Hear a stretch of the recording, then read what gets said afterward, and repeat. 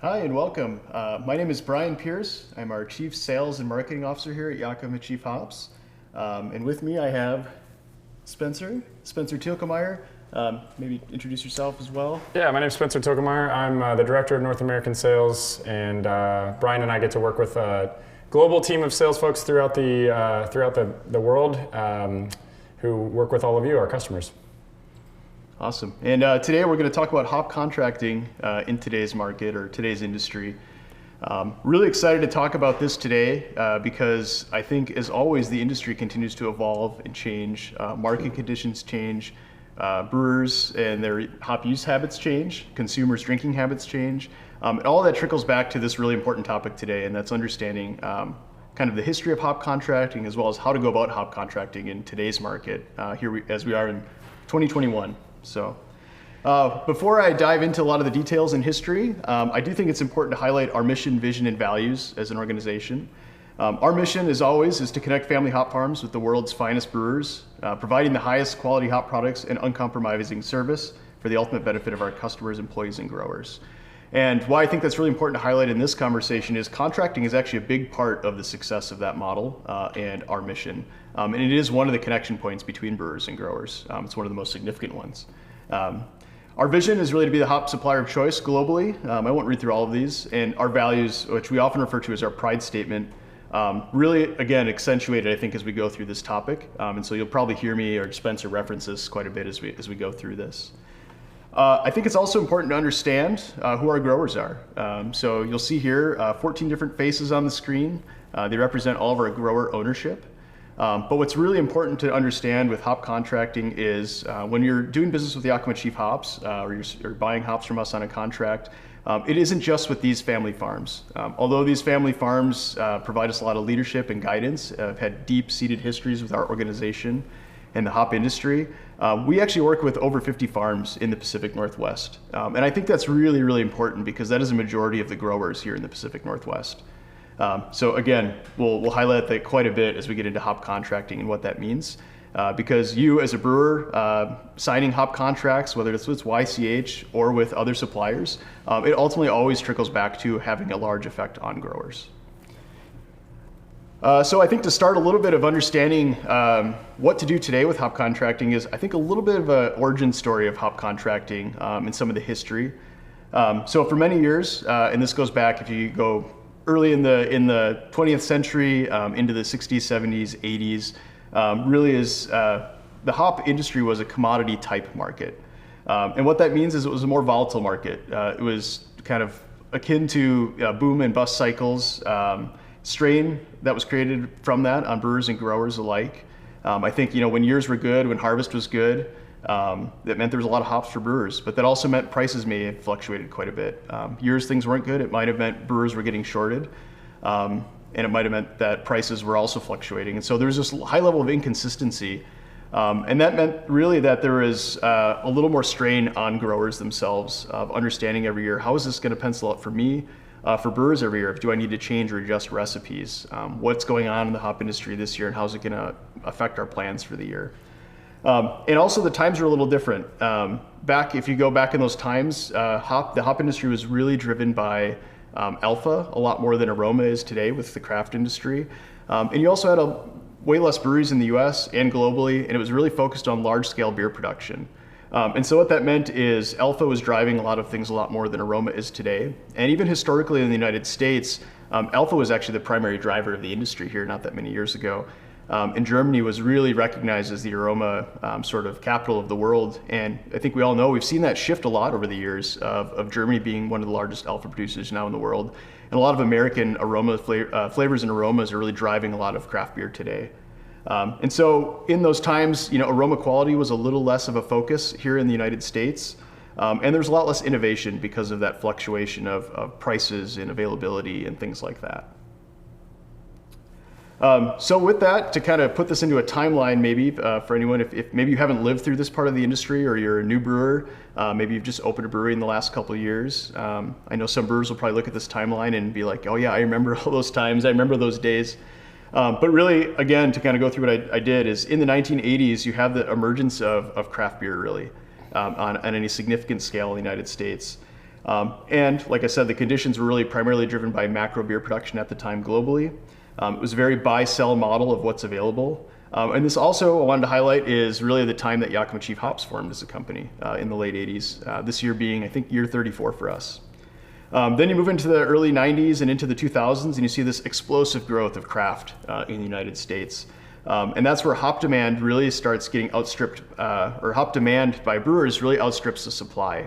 And so I think if you go back to any brewers who've been around for a long time, they'll remember those days where it just always didn't seem like there was enough hops. You could never get enough of Centennial or Cascade or Mount Hood or any of the varieties that were really more popular back in those times.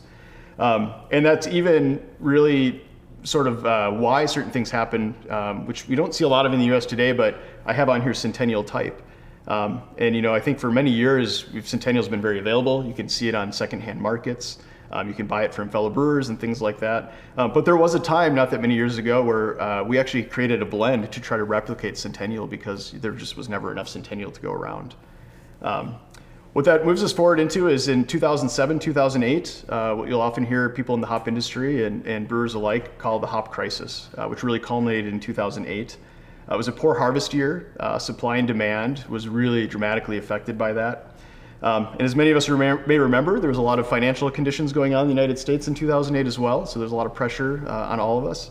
And on top of an already pretty challenging year, there was a very significant warehouse fire here in Yakima at a different supplier.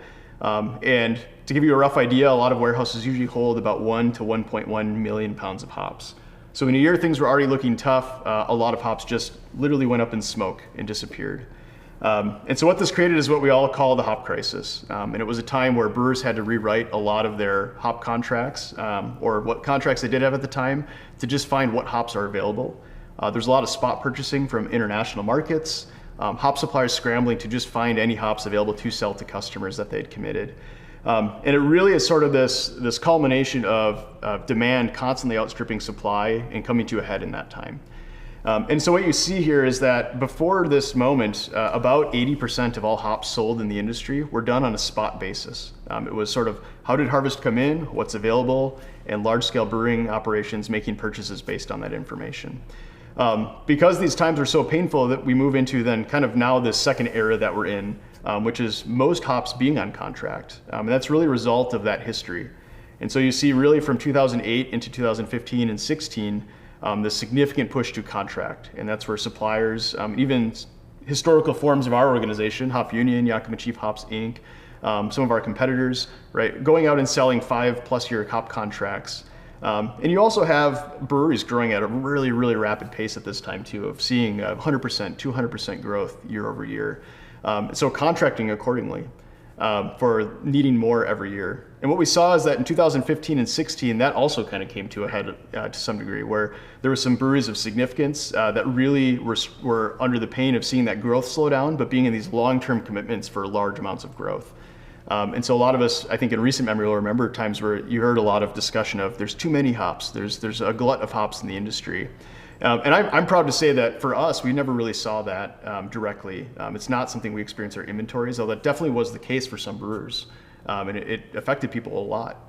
And so that's, again, where I think is very relevant to our discussion today, and what we'll get into later in this is how to go about hop contracting in a way that also sets you up for success, that you can really signal your needs to the hop industry without overcommitting yourself.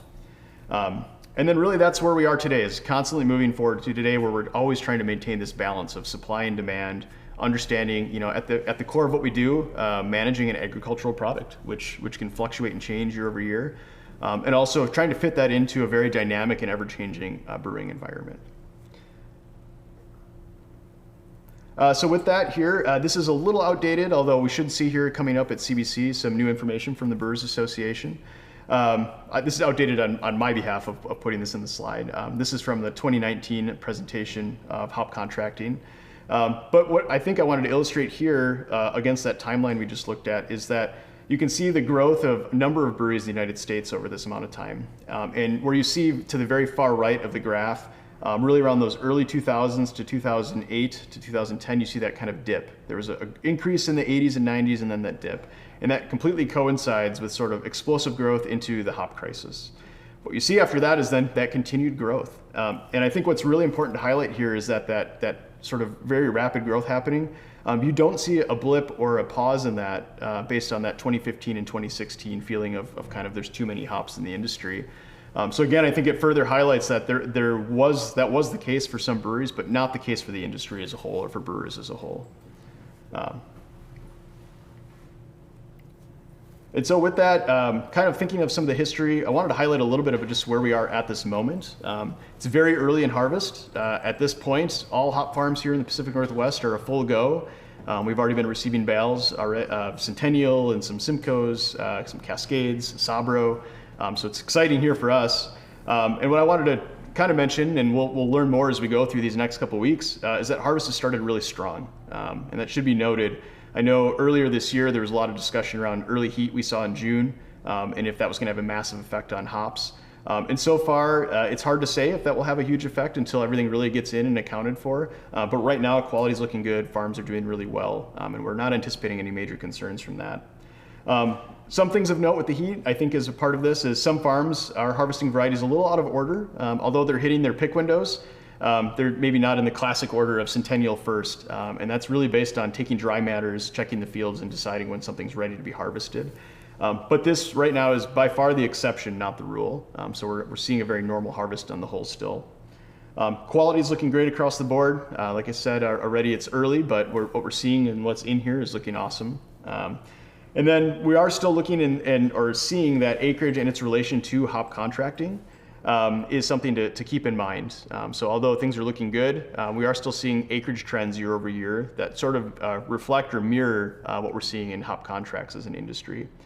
Overall this year in the Pacific Northwest with YCH, last year we actually brought in about 10% less of the hops we anticipated, and that was a kind of a quick pivot due to COVID.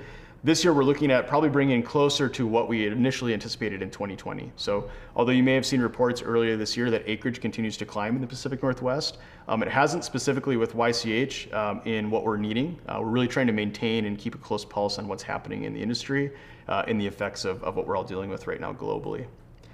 So again, trying to maintain balance as much as possible. And then of note, and we'll talk through this a little bit more in some next slides, is Cascade, Centennial, and Chinook are things that we should all still be thinking of very highly when it comes to hop contracting and how that informs the industry in planting and acreage expansion. So as Brian mentioned, there's a lot of context and history that leads us to where we are today. One of the things I think that's important for a brewer to understand, particularly a new brewer who maybe has not experienced some of these cycles in the industry in the past, is just how different our market looks today for hop growers and for brewers alike. There's a picture on the right hand side of this slide that's an old Hop Union catalog, and you can see the whole catalog from a varietal standpoint was of only about 20 varieties, and most of those are not even grown at this point anymore. So a very different market even from 15 to 20 years ago. So the birth of craft beer has really changed the market for growers and for brewers alike. So there's some pros that go along with that. For growers, the birth of craft beer and the focus on quality aroma and particular specific aromas has resulted in a higher return per acre. It's resulted in something that's much more of a sustainable living and a sustainable farm practice for growers throughout the Pacific Northwest. Aroma hops are much more quality focused than traditional sort of alpha-based crops would have been in previous years. So the quality being produced here in the Pacific Northwest in this day and age is so far beyond what anybody would have dreamed of 20 years ago. And obviously there's a larger customer base, so there's more people for growers to rely on to help get their crop to market. And there's all of you out there that are constantly looking for new and dynamic ways to make your beer better. That results in a more diverse customer base for our growers, which is a good thing. From a cons perspective, though, aroma hops tend to yield less bales per acre. This is just a consistent phenomenon among aroma hops. There's very few aroma hops that buck this trend, but alpha hops tend to yield better. So there's some more substantial cost commitment when growers are going to install aroma acres versus alpha acres. And the higher degree of diversity when it comes to varietal mix and things like that craft brewers are using these days means that it's much more difficult to predict, hence the need for contracting, right? Back in the day when growers only grew early cluster, late cluster, and maybe some Willamette, it was much easier to say what they were going to plant within a given year and what the market was going to bear. These days, we have brewers literally shifting their demand within a matter of a year or two. So it's one of the reasons why contracts are such a critical piece of the pie or of the chain here for us as we communicate to growers what's needed. And ultimately, acreage shifts are expensive. It costs a lot of money for growers to pull rootstock out of the ground and replace it with something else. And the whole supply chain bears that cost. So it's important for brewers to understand too that predictability is a good thing for not only for growers but for brewers as well, because it reduces the burden of costs on the supply chain, which ultimately helps keep costs manageable for both parties. So as contracts became more of a common phenomenon, craft brewers began contracting more regularly. As I said, Brian talked about, the hop crisis really kind of scared people into a place where they felt like contracts were much more of a necessary phenomenon. So we all sort of arrived at that point. What this also allowed is for breeding programs to shift their focus a little bit. Previously, breeding programs, the only thing that would really justify their existence was to try to breed newer and more efficient forms of alpha acid production. That didn't really have a lot of positive impact for craft brewers. But what we have now is a market that it has a much better habit of contracting. That signals to growers that there's sustainable returns coming down the pipeline, which therefore allows them to have the confidence to invest in higher quality items like new kilns, new picking facilities, and specifically in breeding programs. And breeding programs are what drives our industry forward and allows new varieties to be coming forth and being put out into the market. It's what's allowed Simcoe, Citra, Mosaic to be a phenomenon and ultimately have changed the face of modern beer. So the contract is just a huge monumental force in what the industry looks like today. It's also important just to note the total number of varieties that brewers use these days. So we did see a slight decline in this over last year, but still we're up about as high as we've almost ever been. 143 varieties indicated per the Brewers Association data last year by craft brewers. That's huge. That's a huge amount of diversity in the market, and hop growers globally really have to have a signal from brewers what they want and need in order to be able to accommodate that. So once again, just the importance of contracts as they bear upon the market here. So this graph actually shows a little bit of historical contracting habits, and we did, Brian, a similar version of this presentation I think 2 years ago in 2018 when we were sitting at sort of the lowest low period in contracting habits that we'd seen in recent history. And that was a little bit of a disturbing time for us on this side. So I'm a former brewer myself. I lived through the hop crisis. That was actually right when I came into the industry. So it was kind of burned into my memory what it was like to not have hops, right? That's like something that I've very, very keenly remembered. So contracting has always been a habit of mine. But what we saw on that graph is all these new brewers that have come about in the past 3 to 4 years, right? And so if you've never lived through something like that, it might not be perfectly intuitive to you why your brewery that's only producing 1,000 barrels a year should contract, right? But we can't recommend it enough, and what we see, fortunately, on this slide is the tendency that after that 2018 period of quite a bit of low, we've seen that those contracting rates have steadily picked back up. That's very encouraging for us, and I would say it goes beyond just being encouraging. It's critical for us to see that because that is literally what allows growers to know what to plant each year.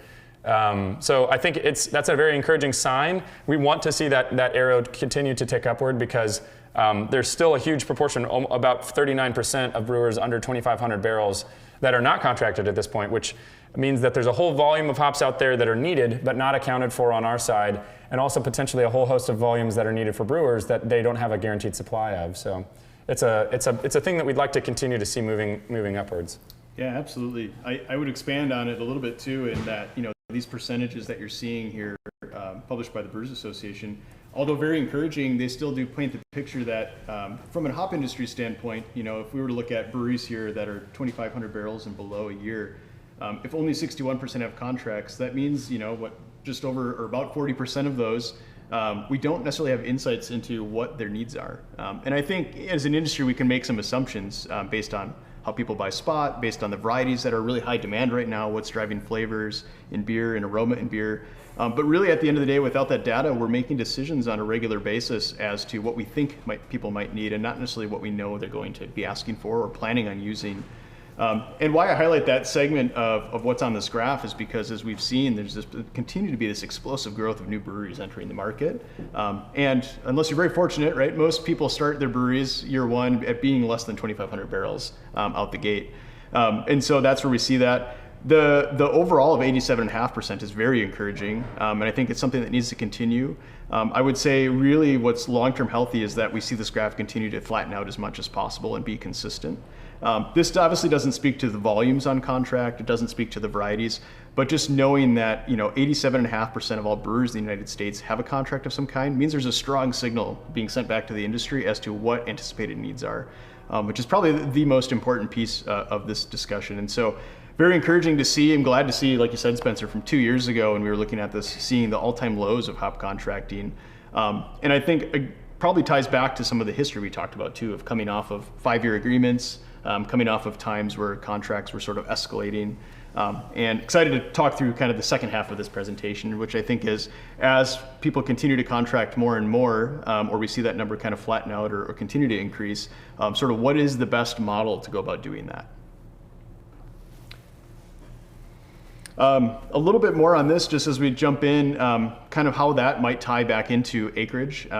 This is also published by Hop Growers of America. I believe this was in New Brewer last year. Very relevant to this year. And again, we'll see this updated after harvest this year when we know exactly what came in. But what you can see are trends I think are really important to point out, and kind of from a Yakima Chief Hops perspective, is you see that Citra in 2016 was 4th by acreage, overall acreage, climbed to 3rd in 2017, then now has been 1st for the last 3 years. And I think what's really important about that is in what people are contracting, there's high levels of Citra being contracted, right? And it sends that signal that we need more Citra. And I think any of us would know it's hard to get your hands on Citra just out on the spot market.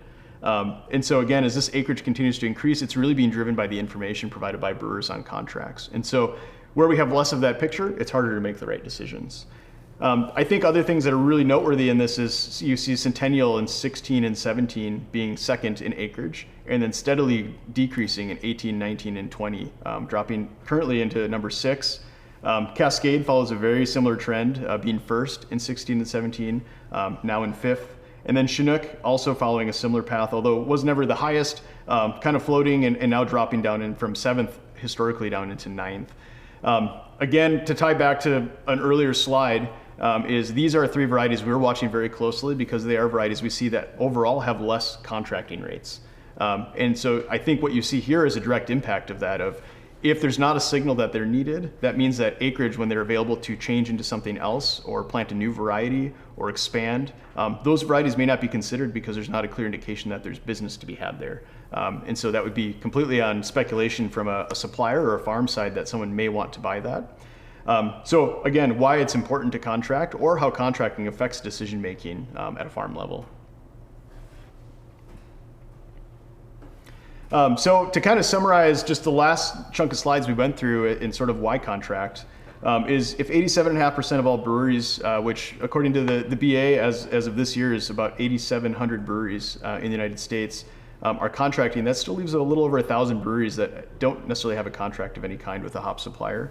And if you look at everything we just talked about, that's really a record number of breweries in the U.S., a massive amount of varieties in the market, that 143 that Spencer talked about, but still a pretty significant or low amount of insight into everyone's needs.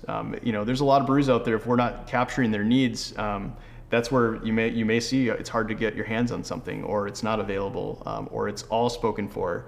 And that again is because it wasn't indicated upfront or early enough. And I can't stress this enough, you'll probably hear me say this again, is this is especially important for new or maybe about to start breweries, or breweries that are smaller scale where maybe you don't have that consistent large contract access with a hop supplier, is talking to hop suppliers about how can I get contracts, what do I need to do, because that is really the insights we need, and that's a big segment of the market that's also fluctuating needs quite a bit and is more nimble. So understanding what those needs are really, really important. So again, as Brian said, we kind of arrive at that question that we do get from new brewers, small brewers really of all sizes, which is why contract. And there's a host of reasons for it. But one thing that I think that makes the picture a little more clear is to look at some historical swings that we've seen in the market. These are both, two captures that came from the spot market and third party. Anybody who's been on a third party website has seen listings like this. What's important, I think, to note about this is that in both of these situations, somebody is losing. And the supply chain is not no individual person in the supply chain, brewer or grower or vendor, exists in a vacuum. So ultimately something that has a heavy swing on one side is going to pendulum back and kind of affect the supply chain on the other side. $35 Citra is not sustainable. That's not what Citra costs, it's not what Citra should cost, and it's not what we're selling Citra for. Likewise, $1.47 Cascade is somebody's losing on that as well. The brewer, in this case, fortunately, is going to be able to get a really good deal on some Cascade, but it ultimately means that somebody backwards in the supply chain is really losing, and it's going to cause acreage to go down on Cascade eventually, which will pendulum the acreage the other direction and make costs go back up. So what we are ultimately trying to achieve as an organization, as a grower-owned organization, is stability. Our growers have said multiple times they're not interested in making the quick buck on the boom right now. They're interested in being able to have sustainable returns for many, many generations. And ultimately, I think most brewers, they're interested in making sure that they have hops available, that they're at a fair, reasonable cost, and that they're able to continue to produce beer without interruption into the future. And so when we keep those two things in balance, we actually keep both sides of the supply chain healthy. When things get really sideways on one side or the other, the supply chain really starts to strain and hurt parties on multiple sides. So the hop market is inherently challenging.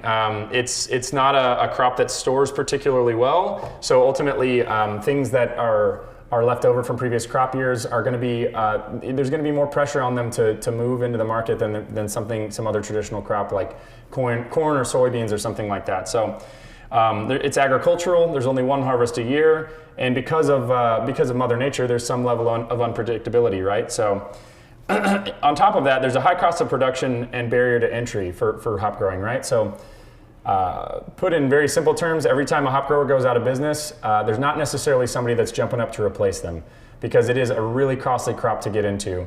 And so the pendulum swings that we've seen historically happen are very damaging.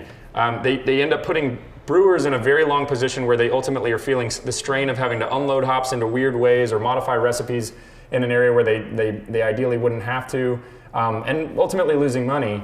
And when the pendulum swings in the other direction, it's growers that are receiving less than sustainable returns. They're probably losing money on their acreage, and in some cases, it's actually caused growers to go out of business historically. So what we're trying to do is reduce the sine wave curve here. If we're looking at a pendulum or a sine wave, whatever analogy you want to use, and we're trying to cut the peaks and valleys off of that, right? So contracts really help us do that by signaling appropriate need from brewers back to growers. And that's what allows us to kind of mitigate those highs and lows and really try to smooth the supply chain out. So contracts mitigate these boom and bust cycles by assuring a fair return to growers that allows them to keep producing hops well into the future. They lock in a stable supply and stable pricing for brewers. They allow growers to make predictable and appropriate acreage decisions and mitigate risk. And they guarantee availability of key varieties at the brewery. So brewers are, perpetually overworked, and to add another stressor to your plate of not worrying about where your Citra is going to come from next month is not a hassle or a stress that anybody should have in the supply chain if we manage it appropriately. So that's really ultimately what our organization is created to do at its core, is to help balance the needs of both brewers and growers. So what the word that I threw out there a moment ago when looking at this analogy was stability, but I think a more appropriate word is actually sustainability. What we're looking for is a sustainable supply chain that allows both brewers and growers to keep doing what they do in perpetuity and do so at a very predictable and very cost-effective way that allows both parties to flourish. So the contract is really the mechanism by which we do that, because it is the line of communication between brewers and growers. And then, so just putting a visual to that and taking a look at our supply chain here, the real function of where a contract falls in that supply chain is sort of on the brewer side of this. Brian, maybe you want to touch upon this a little bit as well. Yeah, I think anyone within YCH is really used to seeing this graph. This is really a sort of a zoomed out view of our entire supply chain. And what you have there in the green box, Spencer, is really the piece we're talking about today, and how it fits into that entire cycle, and that the cycle, like you said, is sustainable, that it will continue to spin year after year. And so although we spend a lot of time planning and procuring with growers, you see that really, again, it's coming from what we're seeing on contracts and quotes with customers. That is the data we're making decisions on every day. And not to sort of timestamp this discussion, but I know earlier this year we had a update on how harvest was looking, and in that I'll highlight it again, highlighted it then. This is a discussion we're having weekly, if sometimes bi-weekly, and this time of year daily, of how we're balancing things. And so the first thing we're putting our finger on when we're making decisions is, well, what's on contract? What are people saying they need? How are people moving through their contracts? And ultimately that informs the plan and procure that you see on here, and that's immediately back to the farm. And that's where we're making those, should I change acreage? Should I pull these out and put something in? Do I need to expand acreage? Is the makeup of the hops I have on my farm the right makeup of hops? And so I won't go through every step of this cycle, but to kind of highlight, we have really hung our entire supply chain on this being a necessary component of how the cycle continues to spin and stay healthy and move on an annual basis. I think another way of looking at this is a great quote here from Jason Peralt. And he said, for us, this is about generations down the road, not years. We've literally bet the farm on our relationships with brewers. And sort of the step in here is with substantial long-term debt incurred to reinvest. But the stability that YCH, YCR, and breweries bring gives the confidence to make that bet. And again, making those financial investments and sort of the innovations in breeding and research that we're about to talk about here in a second is underpinning that with contracts being the source of confidence that generational or multi-year look is there for farms. So a little bit more, I guess, on that to expand, and what Spencer said with sustainability is sustainable grower returns equals reinvestments in quality. So again, talking about demand and supply and balance and what that means for you at a brewery is one thing, but the quality of what you receive, the variety of flavor and aroma is just as important, right? It's not just can I get my hands on something, it's can I get my hands on the right thing and what I'm looking for. And so really that long-term return for growers allows that reinvestment in quality. Contracts allow for that long-term farm reinvestment. There's that level of confidence there when a grower is looking to maybe get into some debt to add a new facility, expand acreage. Those costs, there's the confidence there that there is business to be had for them in the future by doing those things and supporting those decisions. And those grower returns also equal breeding program viability. It costs a lot of money to run a breeding program. It takes a lot of investment in people, in resources, in facilities, in equipment. And so by having contracts, it promotes that happening. And really breeding adds value to the overall supply chain, right? So it's not just growers looking for more efficient varieties, varieties that pick better or are more agronomically sound, although that's a huge part of it. As a brewer, I think why would I want to care about this is also it is what's contributed to all the unique flavors and aromas that we experience today. And along with those agronomic improvements. And it also creates a feedback loop, right? I think it's really easy to indicate to a grower, although, you maybe get a chance to come to Yakima or you see a grower in the industry, you can tell them how you like their hops or what you think about hops. But contracting is really sort of the boiled down version of just, I like these things, I want them, or I'm not, and I'm gonna stop buying them. And really that is part of that whole feedback loop and one of the elements we look at. So really, to sum it up, is sustainable hop returns for growers equals quality hops for brewers. I think to expand a little bit on what this means specifically for YCH and not just the industry, is really for every dollar or kilo, we look at everything as pounds here just because we're in the US and hops come in pounds and bales. So, but 78% of all of our sales revenue goes back to growers. And that is how our return to grower model works. It is at the core of being a grower-owned company and why we exist. And this includes both grower owners and our allied growers. So like I said, of the over 50 farms, everyone is seeing those same kinds of returns.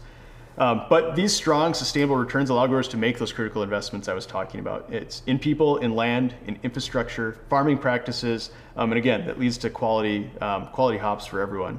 And just as some notes, really in the last 6 years, in the Pacific Northwest, we've seen 33 new picking machines go in, 22 new kilns, 24 new baling rooms, and increased fair wages for labor and seasonal work and farm work. So really, if again, to boil this down into just a couple bullet points is, why should a brewer care about return to grower or about contracting? It's superior hop quality. It's great beer by having a high quality product that defines a lot of the flavor and aroma and what you're making. And it's availability. At its very simplest point, getting contracts guarantees you availability and access to the varieties you're going to need. So, all right, I think with all the stage setting of why and how it impacts things, and a lot of, I think, a supplier sort of farm focus of what contracting means, we also have to take the lessons of the past, I think, and understand, how do I do this? And not just at a brewery level, how do I figure out what I want, but how do I contract with a hop supplier? And this I would recommend to anyone, not just as how to hop contract with YCH, although this is the model we follow, but I think a way to do that sets you up for success, that sets you up to have a reasonable amount of hops to make sure you have what you need, but also doesn't overcommit yourself for maybe the future, which can be very unpredictable, I think, as we've seen play out even in the last couple of years. So really what we often refer to, or you'll hear our sales team talk about a lot if you're out in the market or you run into someone, is a stair-step model. And it's what we have on the screen here. What it is really, it's a model where you have a 3-year rolling contract cycle. So we really look to only contract 3 years out. Although it's nice to know that someone needs hops from us 5 years from now. I can't tell you, a grower can't tell you what 5 years from now, what the industry is going to look like or what's going to be happening. And so we'd rather play it a little closer and do it responsibly together to ensure that your needs are met, you're not overcommitted as a brewer, but also we have all the information that's needed on the grower level to still make good decisions. So this is what we recommend. By doing this, you're looking at having really in the current crop year you're in, about 100% of your needs covered. So that sounds like a lot. If you're a brewery that changes your recipes a lot, maybe you don't have a flagship and you're changing things all the time. Maybe you do a little less than that because you want to leave flexibility for experimenting with new varieties or things that aren't part of the plan, so to say. If you're a larger brewery or a brewery that just has a staple beer that is 80% of your production or something like that, having 100% of your needs secured within the year right in front of you is not a bad thing to do at all. You're going to make that. That's what your business is built on. You should ensure you have what you need. Then looking into the next year and the year after, so the dates we have on here are really relevant to right now, is crop year 2022, having about 75% of what you think you need are already committed on contract. That signals to growers, yes, I used this year, I'm gonna use some of those things next year, or maybe I'm introducing something new and I know I'm gonna need that. But it still leaves you that 25% room to make adjustments, right? You don't know what 2022 is gonna look like, or the subsequent 2023 brewing year that's gonna follow harvest in 2022. So you leave yourself room in that flexibility. And again, sending that signal out to 2023, although it's many years away, maybe only having 50% of your needs accounted for. And that way, as the years get closer, it allows you time to readjust, have conversations with your hop suppliers, and ultimately continue to top those things up. And by doing that, you balance your risk, and some of your responsibility in planning is that you're always taken care of immediately with what you're going to take action on. But in the future you're securing what you need, but you're leaving yourself room to adjust. Maybe a year goes by and you decide you have to kill a major brand in your portfolio at the brewery, and now you're worried because you have hop contracts out. Well, leaving yourself that room allows you to make adjustments into the future. So to follow this a little bit more, kind of a visual of how a contract might flow over multiple years, or actually with a hop supplier, is you can see in this first segment here, January 1, again, 100% of your crop year 2021 needs planned for. The orange bar there is crop year 2022 at 75, and the gray bar, crop year 2023 at 50%. So by January 1, that's where you'd want to be sitting. That would be a healthy place to sit.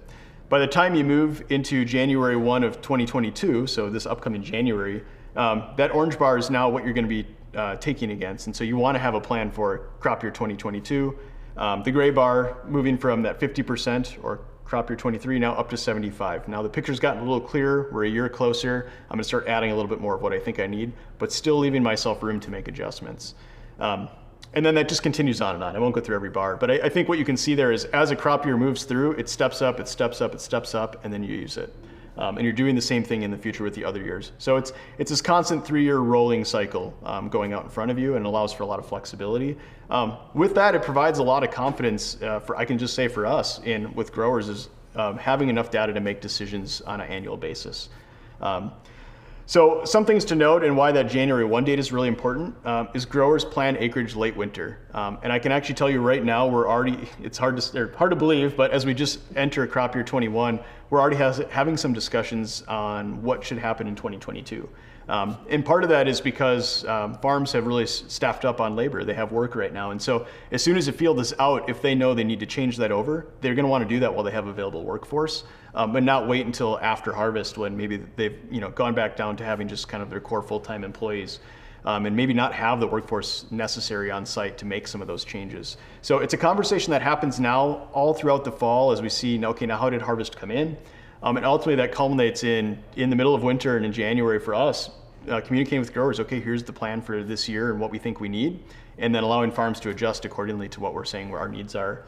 And that, again, that begins really early in the spring. As soon as fields are able to get into, as soon as the snow's gone and the frost is over, even before frost in some cases, work's being done to pursue any changes of acreage. So summer, and this is in bold, is too late for near harvest contracting because all of that activity is happening in the fall and winter, and really once you get into the spring, plants are growing, and it really the stage is set. From that moment on, there is no adding more hops or adjusting. The acreage is planted, it's growing, and we're in for the ride. And growers are working tirelessly to stay ahead of making sure that we have high yields, keeping pests under control. So if we have surprise needs that pop in over time, we can't really adjust acreage accordingly to keep up with that. So that's just kind of a summary of how the 3-year rolling cycle works and how it affects some of the timing as well in the farm side of things. This is one other, I think, aspect of this, particularly for new brewers, that's really worth discussing is, in my opinion, a contract is only as good as how often you check the pulse on it. So we write contracts with brewers all the time, and my goal for any contract is that we're checking in at least once a quarter on it, preferably more than that, probably something more like once a month. That conversation could be as simple with your hop supplier as everything's going great, contract looks good, we'll check in with you in a month. But even that is a very, very good pulse check, and just to see how things are going. It's critical to keep that line of communication open. What we sometimes see is that brewers get into a position where their contracts are a little out of whack, and maybe they had to kill a brand or something like that, like Brian mentioned. And there can be this tendency, whether out of fear or anxiety or embarrassment or whatever, to just kind of hope that it goes away, or maybe like not communicate super well with the hop supplier. That's just it puts everybody in a difficult position, because the sooner that both parties know about an issue, the sooner they're able to address it, and generally speaking, the more options they have to address it. So I can't stress enough to just whoever you're buying hops from, whether it's YCH or somebody else, check in with them often. Ask them questions as well. How's the crop coming along? How is your supply looking on X, Y, and Z varieties? It's important that they are delivering information to you just as much as you're delivering information to them. And keeping that supply chain open is really a critical feature of what we do. And I can't stress enough too that hop suppliers can often help you more than you think they can, right? Our inventories do fluctuate over the course of a year. It's possible that even though we had set acreage on something, we really had a bumper crop, and all of a sudden we have some varieties available that we didn't anticipate. And likewise, it's possible that in a time of short situation, maybe we have some previous crop year volume that could cover a need for you, something like that. So I encourage you to just kind of keep that all, because none of those solutions can manifest themselves if we don't know, and if that conversation doesn't take place. So please, whoever you're buying hops from, please keep that line of communication really open and active. That's really what's going to help your contract stay healthy. It shouldn't be a moment in time, it should be a living organism. So, and once again, there's really just no set it and forget it. So if you're planning for growth, you should check in often and top up your contracts. If you're in a really stable place and your barrelage is steady over the course of the past few years, you should maintain the rolling cycle and top up as the winter approaches each year. And if you've got too much, if you're just in a long position and you know that you need to get rid of some hops, you should check in with your supplier as often as possible just to explore what changing options might be available. It's possible that maybe they can't take back that excess hop load right now, but in a couple months, maybe their positions have changed. You should check in as often as you can. And your supplier should also be making active strides to work actively for you. Any good supplier should be doing that for you. So as the picture indicates, if nothing else, you should be checking in with your hop supplier in January every year. That is when major acreage decisions are happening.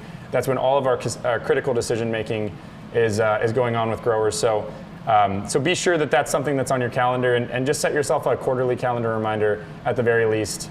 We know that brewers are extremely busy, and then it's hard to pull away some desk time to pay attention to hop contracts, but even 30 minutes every couple of months can make a huge difference. Yeah, and I think just to expand maybe with some more timelines or things to consider, we've touched on some of these, but I think if I were to kind of consolidate into a couple chunks that when you're talking to your hop supplier, thinking about when, so just what's going on in the hop industry at some really significant moments throughout the year that may affect or change sort of supply and what's available. Really, one is right now, September, or September tomorrow, right? But as hop harvest is happening, positions change from projected to actual. So I mentioned several times we're looking at contract information to inform us on what we need. We're working with growers and we're projecting what we think we need based on that.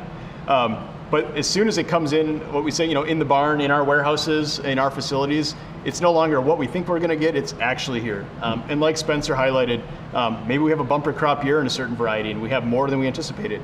Maybe we have a little of a short year because yields are down on a certain variety. Or also there's sometimes growers that maybe they grow beyond what they were planning on for other suppliers and they have spot for hop suppliers. And so there's some shifting volumes out there. And so that's a really important moment and a really important time to be talking and keeping a pulse on what's going on because there's a lot of changes and things happening that could affect you. November is a big one. Like I highlighted, we're already having some of these conversations in September, but November is really where it ramps up is planning for next harvest begins. So everything's in, changes are happening on the farm, if there's any immediate changes that we just know about, and then it's really how do we plan for January. And so November to January, which is the next one on there, is sort of the ramp up of making sure all of our data is right, everything's looking good from a contract perspective, so that by January 31, we can be projecting to growers what those needs are for the next crop year. Really what I highlight on here is Hop Growers Convention or Hop Growers of America, the convention every year in January. That is a really big target for us. It's a big gathering for growers, all the growers in the United States, and it's our opportunity to really make sure we have everything on our side ready to go so that they can take action. And that's really where the full communication happens. And then August 31 is important because for Yakima Chief hops, that is our contract deadlines on an annual cycle basis. Why this is important is because it's obviously going to affect you if you have a contract, but it aligns really with a previous year ending at the beginning of the next harvest season, right? And so we have this huge pressure of hops being drawn down throughout the year, but needing enough space to bring in an entire year's worth of hops again. And so again, another date to really be focused on if you have a contract, keep it always in mind. Or if you don't and you're thinking about contracting, it is a good time to be talking to suppliers just about any changes they anticipate. Maybe they're aware of breweries who are a little long or short, and that may affect availability too, right at that critical moment. But again, like Spencer said, late summer contracting is definitely not the model to prescribe to, but it is times to have communication with the hop supplier. So again, kind of looking at some of these broader dates, and we talked about return to grower a little bit, but grower payments for YCH also occur within certain months. So November, March, July, and December are targets. So I mentioned that 78% that's paid out throughout the year. And you can see here, these are the months that those land. So again, critical moments or times for YCH and times to also be taking a pulse check on how things are going with YCH and supply. You contract not just with YCH, but with family farms. And I think that's really important. It is, I highlighted it earlier, but it is our model. It's connecting brewers and growers. It's a high level of transparency. And those contracts really, really solidify a lot of that into something that we're both agreeing on. And if we don't have contracts, that is a direct impact, not just to YCH, but to the growers who we're also doing business with and supporting and trying to share information on what brewers' needs are. And so that's a lot of why all these dates matter and why they line up and why contracts matter for that matter. So some big takeaways. There's a couple different things on here. And I'm sure Spencer will probably have some other comments not on the slide here, but contracts underpin the market. So you should always enjoy spot availability when it's there, but no contract is not a strategy. And if you don't have contracts, you're relying on spot, you're going to be left to those large sine wave curve that you showed, the large ups and downs of pricing, of availability. And we've seen that year over year, especially in the third party or second hand market with hops, is that wide range of price that you can see or access to varieties. So by having contracts, you're guaranteeing yourself availability or access to the varieties you're going to use. And it also secures stable pricing. I know contracting with YCH, we're setting pricing years out. So if the market's tight, if it's long, and the prices change in the secondhand market, you won't be affected by that. You've locked in a price for those years to come.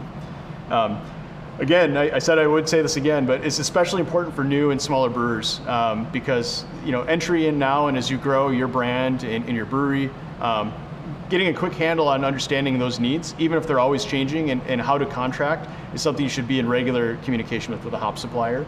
Obviously, Yakima Chief Hops, we'd love to have that conversation with you, but any of our distributor partners as well. We're all very aligned in understanding this model and trying to serve those needs. So it's really important if you're new to the industry or if you have a younger brewery or a smaller brewery to make sure that you still have your needs accounted for just as much as any large scale brewery would on a global scale. Again, this impacts growers. There's less than 100 growers in the United States, and without contracts, they don't exist. Without that stability for brewers, it also equals stability for growers. And if they're also left to the ebbs and flows or fluctuations of needs and not really understanding them, farms will disappear. There are farms that wouldn't be able to weather the prices you had on the slide earlier of having a year where the return is well over $20, and then all of a sudden a year it's less than $1. No one can really run a business on that level of unpredictability. And then, like Spencer highlighted, of having communication often, is a contract is really a living organism. It's something you should always continue to check on, to talk about, to assess. And Spencer, you put this in here. I like this analogy. I think from a brewer perspective is just like pumps, forklifts, centrifuges, they require regular maintenance. Nothing is just set it and forget it and it will run forever and be flawless. It needs some constant attention and maintenance. So with that, any summary thoughts, Spencer, outside of what we had there? Yeah, and I think I've got a few. If there are any questions that are out there at this time, we encourage you to put them in the chat so that we can answer them. We also have the opportunity, obviously, for you to ask any questions via email after the fact. But so yeah, if you have any live questions right now, please let us know. But yeah, in general, I would just say, like I say, I'm a former brewer and I still retain that brewer's headspace. So I get it when people say it's just I want to pay attention to it more. I want to write a contract, but I'm too busy. Or brewers really are. They're up against it and they're having to wear so many hats on a given day, and that's definitely a position that I think we all understand here.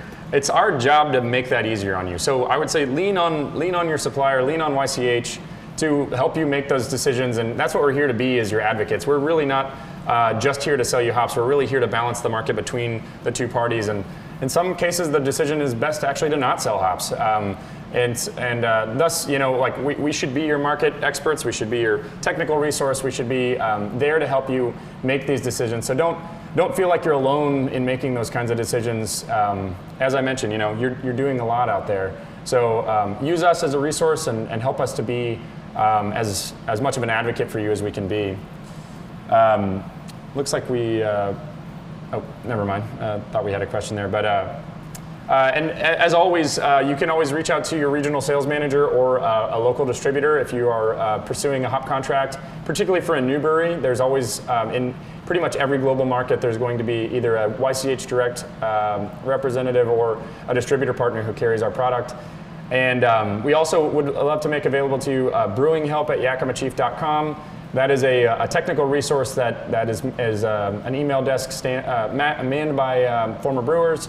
And if you ever have recipe design decisions or even things like hop contracting, how do I calculate based on this recipe what I'm going to need in a given year, and just need help kind of predicting volumes and things like that, that's really what we're here for. It's something that we've all done on the other side of the fence in the past. And so we're here to be your advocate on that level. And I encourage you to use that brewing help at yakimachief.com if you ever have any needs. So with that, looks like we don't have any live questions right now. So we thank everybody for joining us today. We hope that you guys will take part in some of our other live Hop and Brew School sessions that are going to be occurring over the course of the week. You can see a roster of those on virtualharvest.com. And yeah, please be in touch. We hope that we get to see a lot of you out in the valley here very soon.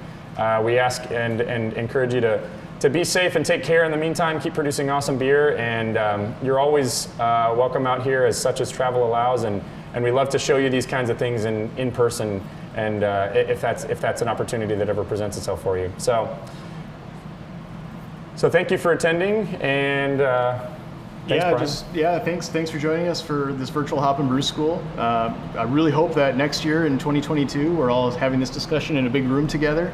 I think like Spencer highlighted, having these kinds of discussions frequently, often, and where we can be a resource, we're always happy to have that conversation, whether it's figuring out your needs at a brewery level or how to do business with us or any hop supplier. Again, thank you very much, Spencer, for walking through this with us, and thank you all very much for joining us here for Virtual Hop and Brew School 2021, and we'll see you all very soon.